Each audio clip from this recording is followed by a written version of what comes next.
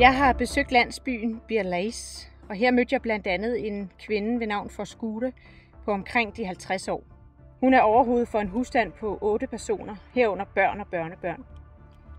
Da hun på grund af tørken havde mistet 80 af sine 100 dyr, det vil sige geder, får, køer og kameler, forlod hun sit hjem for at søge hjælp, hvor der var vand og mad. Hun blev en af mange klimaflygtninge i Etiopien. Hun kom til landsbyen Bir Lais, hvor hun blev en del af ADRAs nødhjælpsindsats.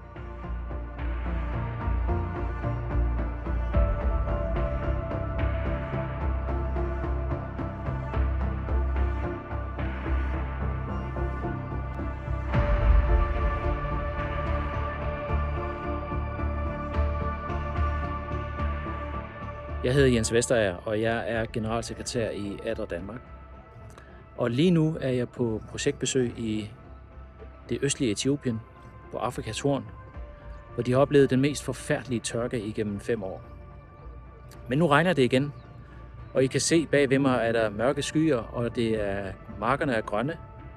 Men regnen har været så voldsom i år, at det har været værre end i mands minde. Og jeg har lige nu haft et møde med en landsby, hvor de alle sammen har været nødt til at flygte for at komme op på et lidt tørre sted. Og de interimistiske huse, I kan se i baggrunden, det er landsbyen, som har flygtet hertil for at komme på tør land. Jeg står lige nu i en skolegård, hvor der er fyldt med mennesker, som har taget tilflugt her.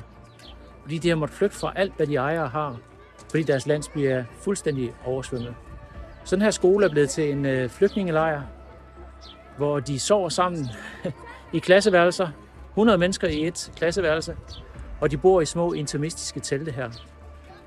De mangler faktisk alt, hvad et menneske har brug for at overleve. De har brug for mad, de har brug for vand, de har brug for sanitet, fordi det kan gå flere måneder, før de kan komme tilbage til deres landsby, til at vandet er sunket igen. Utilregnelig regn, lange tørkeperioder, år med ingen regn, og så lige pludselig alt for meget. Det er en ny klimavirkelighed, som de skal forholde sig til, og det er noget af det, som ADRA arbejder med.